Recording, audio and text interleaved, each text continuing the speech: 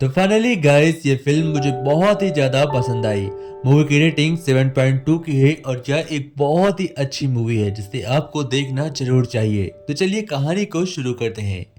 कहानी की शुरुआत में हमें दिखाया जाता है एक कॉलेज को जहां पर सभी हाई स्कूल के स्टूडेंट होते हैं। यहीं पर प्रोफेसर लेम्बार्डो, जिनका नाम होता है सैम लेम्बार्डो, ये एक बहुत ही अच्छी थ्योरी देने वाले थे। एजुकेशन पर्पस के लिए सेक्स क्राइम के ऊपर एक थ्योरी देने वाले थे सभी स्टूडेंट को। लेकिन जैसे ही यहाँ पर ये लोग लेक्चर शुरू करते हैं, सूजी नाम की एक लड़की बीच से ही उठकर निकल जाती है और इस लेक्चर को कंटिन्यू करने के लिए यहाँ पर राय और उसकी दोस्त डिटेक्टिव आई हुई थी। अब यहाँ से सीन शिफ्ट होता है और हमें लेम्बार्डो को दिखाया जाता है। सैम के पास बहुत सारी बोट्स हैं और वो अपनी बोट्स का बहुत ही अच्छे तरीके से ख्याल रखता है। उसके पास ज्यादा पैसे तो नहीं है, लेकिन एक छोटी बोट होने की वजह से उसका बहुत ही ज्यादा ऑरा होता है, एक मजबूत ऑरा। तभी यहाँ पर हम देखते हैं कैनी को। कैनी उसके पास आती है और उससे कहती है, क्या प्रोफेसर आप हमें घर तक छोड़ देंगे? प्रोफेसर सैम उसे हाँ बोलता है और उसे अपनी जीप में बैठा कर लेकर जाने लगता है। हाँ, जीप में केवल 2 सीट ही थी, इसीलिए वो प्रोफेसर के ऊपर बैठी हुई थी, यानी कि गोद में। और प्रोफेसर की चांदी ही चांदी थी। अब कैनी घर पहुंच जाती है और तभी वहां पर उसकी मॉम निकल कर आती है। वो प्रोफेसर को देखकर उस पर लाइन मारने लगती हैं, यानी कि माँ बेटी दोनों प्रोफेसर को पसंद करती हैं। लेकिन प्रोफेसर इन दोनों में से किसी को नहीं पसंद करता। अब आगे कहानी दिखाया जाता है, जब प्रोफेसर अपने घर पर होता है तो वहां पर कैनी अपने एक दोस्त के साथ घर पहुंच जाती है और प्रोफेसर से कहती है, क्या मुझे एक छोटा सा काम मिलेगा? क्या मैं आपकी इस जीप को साफ कर सकती हूँ? मेरे पास करने के लिए आज कुछ नहीं है। प्रोफेसर उससे कहता है, हाँ बिल्कुल कर सकती हो, और वो उसे अपना जीप साफ करने के लिए बोल देता है। अब यहाँ पर कैनी जीप को साफ करती है और तभी प्रोफेसर उसे कहता है, रुको मैं तुम्हारे लिए एक गिफ्ट लेकर आता हूँ। तभी कैनी अपने फ्रेंड को इशारा करती है और वो घर चली जाती है। अब कैनी बंद कमरे में प्रोफेसर के साथ अकेले आ चुकी थी और वो प्रोफेसर पर हावी होती है। लेकिन प्रोफेसर उसे इग्नोर करता है और डांट कर भगा देता है, जिसकी वजह से कैनी को बहुत ज्यादा बुरा लग जाता है। वो अपनी मॉम के पास जाती है। इनकी मॉम का नाम सैंड्रा होता है। सैंड्रा एक बहुत ही अच्छी लेडी है और उसके पास पैसों की भरमार होती है। सैंड्रा के पास बहुत सारे पैसे होते हैं और उसे इस बात का बहुत ही अच्छा घमंड भी। लेकिन दोनों को लड़कों पर बहुत ज्यादा इंटरेस्ट होता है। अब हम देखते हैं कैनी चुपचाप अपने बेडरूम में बैठकर रो रही होती है और जब उसकी मॉम सैंड्रा उससे पूछती है तो वह उनसे झूठ बोलती है और कहती है, सैम लेम्बार्डो ने मेरे साथ रेप किया। अब यह सुनकर उसकी मॉम कहती है कि मैं उस सैम लेम्बार्डो की ऐसी के तैसे कर दूंगी, और तभी वो उसे रिपोर्ट लिखाने के लिए पुलिस स्टेशन लेकर जाती है, जहां पर कैनी एक बहुत ही खतरनाक खौफनाक बयान देती है। वह कहती है, लेम्बार्डो ने मेरे साथ रेप किया है और मैं अपने आप को बचाने के लिए उससे गिड़गिड़ाती रही, तड़पती रही, लेकिन उसने मेरी एक न सुनी। यह सब पुलिस स्टेशन में रिकॉर्ड होने की वजह से अब पुलिस वाले किसी भी हालत में लेम्बार्डो को पकड़ना चाहते थे। उसका दोस्त लेम्बार्डो के पास आता है और उससे कहता है, तुम यहाँ से भाग सकते हो। तो श्याम जवाब में कहता है मैं भागना नहीं चाहता, मैं बस अपने वकील को ढूंढने जा रहा हूँ। वह एक वकील के पास जाता है जिसका नाम केन बॉर्डन होता है। वो बहुत ही अच्छा वकील है, लेकिन उसके पास ज्यादा पैसे नहीं होते। अब रात में सैम जब घर लौट रहा होता है तो सैंड्रा का बॉयफ्रेंड, जो कि अभी हाल ही में बना होता है, वह सैम के ऊपर अटैक कर देता है और उसकी गाड़ी को टक्कर मारकर खाई में गिरा देता है। गाड़ी जाकर सीधा तालाब के अंदर गिरती है और फिर वह उसे तालाब से बाहर खींचकर बहुत सारे पंचेस मारता है। अब सुबह हो जाती है और सुबह सैम को दिखाया जाता है। सैम के घर पर उसका वकील केन उससे मिलने के लिए आता है। केन को देखकर सैम उस पर गन पॉइंट कर लेता है। केन कहता है, मैं हूँ, छोड़ दो। अब दोनों आपस में बैठकर बातें करते हैं। सैम कहता है कि मैं किसी भी हालत में इस केस से निकलना चाहता हूं और मैं तुम्हें यकीन दिला सकता हूं कि मैंने ऐसा कुछ नहीं किया। जितने आरोप मेरे ऊपर लगे हैं, केन जानता है कि उसके ऊपर जितने भी आरोप लगे हैं वो बेफिजूल के हैं, इसीलिए वह उसे सब कुछ सच सच पूछता है। सारी डिटेल्स की बातें हो जाती हैं और फिर हमें दिखाया जाता है उसके ऑफिसर्स दोस्त को, यानी कि राय और लेडी पुलिस को। दोनों सूजी के पास जाते हैं। सूजी को हाल ही में अपने ऊपर हुए जुर्म के एक बयान देना था। वह उन दोनों को बताती है कि जैसे ही लेम्बार्डो ने कैनी का रेप किया है, उसे उसने मेरे साथ भी ऐसा करने की कोशिश की थी और मैंने अपने आप को बचाने की लाख कोशिश की, लेकिन उसने मुझे नहीं बख्शा। यह सुनने के बाद राय उससे कहता है कि तुमने आज तक हमसे बताया क्यों नहीं? वो कहती है कि मेरे पास कोई भी बड़ा ओहदा नहीं था और मैं एक ड्रग्स डीलर हूँ, जिसकी वजह से कोई भी मेरी बातों पर विश्वास नहीं करता। अब कोर्ट में पेशी का समय होता है और लेम्बार्डो को अरेस्ट कर लिया जाता है। कोर्ट में आज पहला दिन होता है और केन, लेम्बार्डो और जज साहब यानी कि जस्टिस सभी बैठे होते हैं। अब जस्टिस सभी को हुक्म देती है कार्यवाही आगे बढ़ाने की। तभी कैनी अपना बयान देती है और कोर्ट में यानी कि जस्टिस के सामने बोलती है कि मैम, मैंने उसकी जीप को साफ किया और उससे बाय बोलने के लिए उसके कमरे में गई, लेकिन तभी लेम्बार्डो ने मेरे ऊपर हावी होकर मेरे साथ ये सब किया। ये सुनने के बाद जस्टिस उससे बोलते हैं कि अपोनेंट में कोई कुछ बोलना चाहता है। तभी केन खड़ा होता है और केन कहता है, जस्टिस, मैं आपके सामने सिर्फ 2 पॉइंट रखना चाहता हूँ। अगर आप परमिशन दे तो मैं उनसे कुछ सवाल पूछूंगा।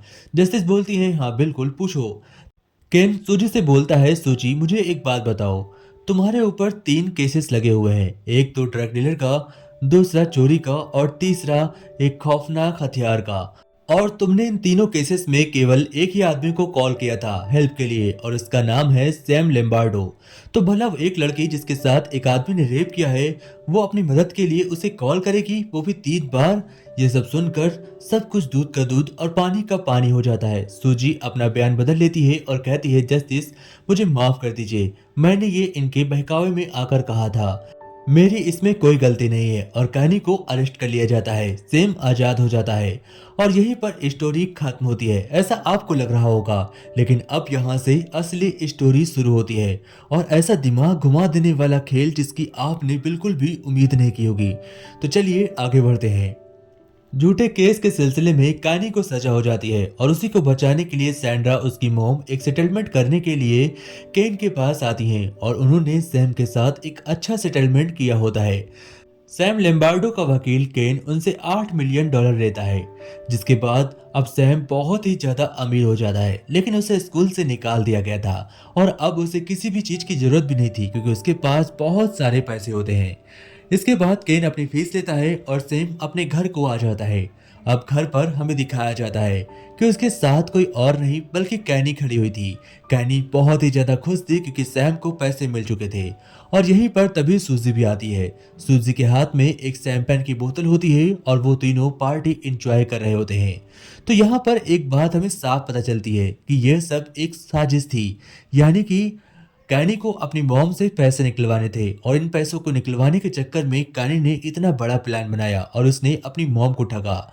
लेकिन यह बात कहीं ना कहीं राय को खटक रही थी क्योंकि उसने केस के तुरंत बाद तीनों को एक साथ देखा और उसके बाद उसने डिटेल्स निकाली और उसे पता चला कि सैम के अकाउंट में 8 करोड़ रुपए हैं। और यह देखकर उसके होश उड़ जाते हैं क्योंकि इससे पहले श्याम एक बहुत ही बड़े कर्जे में डूब रहा था। अब इन सारी डिटेल्स का पर्दाफाश करने के लिए सबसे पहले वह एक कमजोर कड़ी को ढूंढता है जो थी सूजी। वह सूजी के पास जाता है और उससे कहता है कि श्याम तुम्हें मारना चाहता है और वह पूरा पैसा अकेले हड़प लेगा। सूजी यह सुनकर सबसे पहले कानी के पास भागे भागे जाती है और फिर कानी से कहती है कि श्याम हमारे साथ ऐसा करने वाला है। अब कानी सैम को कॉल करती है और यह सब कुछ बता देती है। सैम उसे कहता है तुम लोग भड़को नहीं, बस ये पुलिस की चाल है हमें फंसाने के लिए। इसके बाद दोनों आपस में झगड़ने लगती हैं। दोनों में युद्ध होता है और दोनों एक दूसरे को मारने की कोशिश करती हैं।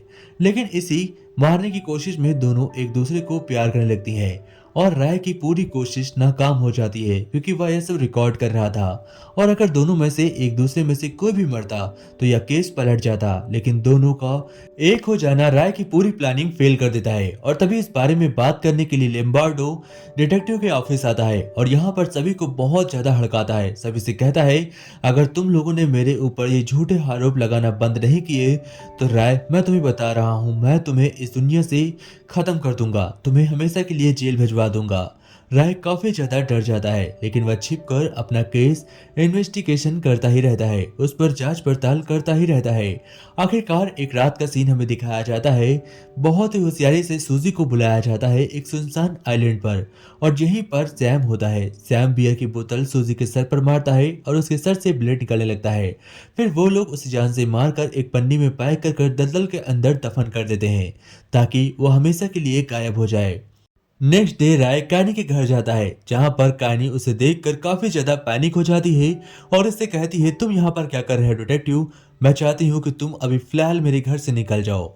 इस बात से उसे बहुत ही ज्यादा ऑकवर्ड लगता है और वो जाकर सूजी को ढूंढने लगता है, क्योंकि सूजी कहीं नजर नहीं आ रही थी। और जब उसे सूजी नहीं मिलती तो वह उस जगह जाकर देखता है जहां पर वो लोग बैठकर अक्सर पार्टी किया करते थे, यानी कि उस आइलैंड पर। इस बीच पर आने के बाद इन्हें पता चलता है कि बोर्ड पर सूजी के टूटे हुए कई सारे दांत पड़े हुए हैं और सूजी की कोई भी मुलाकात नहीं हो रही है, ना तो किसी टेलीफोन से और ना ही किसी मोबाइल फोन से, जिसकी वजह से राय को शक होता है और उसे पक्का यकीन हो चुका था कि इन लोगों ने उसे कहीं पर मार कर छिपा दिया है। अब वो उसकी बॉडी को ढूंढने के पीछे पड़ जाता है और दूसरी ओर उसकी लेडी फ्रेंड इस बारे में तहकीकात करने के लिए सैम को बार बार कॉल कर रही थी। इसी बीच कैनी सैम को कॉल करती है और उसे कहती है कि अब हम लोग फंसने वाले हैं, क्योंकि पुलिस को पता चल चुका है कि सूजी की डेथ हो चुकी है। इसी बारे में लेडी ऑफिसर सैम से बात करने के लिए उसके घर आती है। यहाँ पर सैम बहुत ही होशियारी से लेडी ऑफिसर को एक दूसरे केस में उलझा देता है। वह उसे सूजी की एक फाइल दिखाता है जिसमें उसका अफेयर एक लड़की के साथ चल रहा था। अब लेडी ऑफिसर उस लड़की के बारे में पूछताछ करने में लग जाती है और इतनी देर में इधर डिटेक्टिव राय सीधा कैनी के घर पहुंच जाता है और यहाँ पर सैम पहले से होता है। वो कैनी से कुछ सवाल पूछने के लिए आ रहा था, लेकिन इसी बीच दोनों में मुठभेड़ होती है जिसमें कि कैनी बेफिजूल में उस डिटेक्टिव के हाथ मारी जाती है और एक दो गोलियां सैम को भी लग जाती हैं। इसके तुरंत बाद दूसरे दिन काउंसलिंग को इकट्ठा किया जाता है और सभी बड़े ऑफिसर्स यहाँ पर आते हैं और इधर हमें दिखाया जाता है कि इस लड़के राय को, यानी कि राय ऑफिसर्स को डिसमिस कर दिया जाता है। अब वो अपनी पोस्ट पर नहीं होता, जिसके बाद एक और सीन दिखाया जाता है कि अब राय किसी और के पास नहीं बल्कि सैम के पास खड़ा होता है और यहीं पर एक बहुत ही गहरा ट्विस्ट रिवील होता है और हमें पता चलता है कि यह प्लान इन दोनों को मिलकर बनाया हुआ था। वो अपने रास्ते से इन दोनों यानी कि सूजी और कानी को हटाना चाहता था, जिसके बाद वो सारा पैसा ये दोनों आपस में बांट लेंगे। तो अब दोनों बीच पर बैठकर बढ़िया ड्रिंक एंजॉय कर रहे होते हैं, क्योंकि दोनों के पास 8 करोड़ रुपए थे। और तभी अचानक से बोट का एक पर्दा फट कर उड़ने लगता है और वह उससे कहता है, यानी कि अपने दोस्त राय से उससे कहता है इसे ठीक कर दो। राय उसे ठीक करने के लिए जैसे ही जाता है वो स्टीयरिंग घुमा देता है और राय पानी में गिर जाता है। और यहीं पर हम सूजी को भी देखते हैं। सूजी के हाथ में खतरनाक हथियार होता है और वह उससे राय को जान से मार देती है। अब यहाँ पर एक और ट्विस्ट पता चलता है कि यह काम पूरा सूजी और लेबार्डो का था। असल में उस रात सूजी को मारा नहीं गया था, बस वो लोग उसे एक धोखा दे रहे थे, यानी कि कानी को बेवकूफ बनाने के लिए सूजी को एक रैप में कर दलदल में गाड़ा गया था। उसके बाद वहां से सूजी निकल गई थी और उन्होंने मिलकर कानी को मारा। अब इसके बाद राय भी मर चुका है, यानी कि ये पूरा पैसा सूजी और लेम्बार्डो का हो चुका था। लेकिन तभी दोनों जब ड्रिंक को चेस करते हैं और एक दूसरे के हाथ से एक दूसरे की ड्रिंक पीते हैं और तभी हमें पता चलता है कि इस ड्रिंक के अंदर जहर मिला हुआ था और बेचारा लेम्बार्डो मारा जाता है। यानी कि इसके साथ भी गेम हो जाता है और इस ट्विस्ट के साथ यह कहानी खत्म होती है और सूजी सारा पैसा लेकर अकेले रवाना हो जाती है। लास्ट में एक सीन हमें दिखाया जाता है। हम देखते हैं लेडी ऑफिसर को जो सूजी के घर जाती है और वहां पर उसके बारे में पूछताछ करती है। वहां पर उसे पता चलता है कि सूजी का आईक्यू नॉर्मल इंसान से काफी बढ़कर था और वो इतनी इजीली से एक जाल में फंसकर मारी जाएगी उसके परिवार वालों को यकीन नहीं था, यानी कि सूजी ने यह प्लान बनाया था। तो उम्मीद है दोस्तों आपको यह स्टोरी पसंद आएगी। अगर वीडियो अच्छी लगी हो तो वीडियो को लाइक एंड चैनल को सब्सक्राइब जरूर करिएगा। जय हिंद दोस्तों, टेक केयर।